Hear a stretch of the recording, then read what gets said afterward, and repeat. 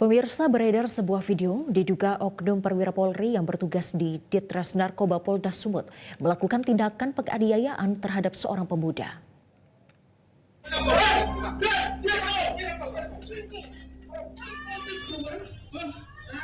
Dalam videonya yang didapat dari rekaman CCTV ini, tampak oknum polisi yang mengenakan kemeja putih terlihat arogan dan bahkan sempat mengeluarkan senjata api. Tanpa ada alasan tertentu, oknum polisi yang juga bersama beberapa orang itu langsung menangkap korban. Saat penangkapan, korban mempertanyakan kesalahan dirinya. Kepada pengacaranya, korban menyatakan dipaksa mengakui narkoba yang tiba-tiba muncul pada dirinya. Oknum perwira Polri yang diketahui menjabat kepala unit 1 Subdit 3 Ditres Narkoba Polda Sumut dengan nama pangkat Kompol DK. Atas kejadian ini, Rabu siang kemarin, pihak kuasa hukum korban, Suhandri Umar Tarigan, sudah melaporkan kejadian tersebut ke Bid Propam Polda Sumut.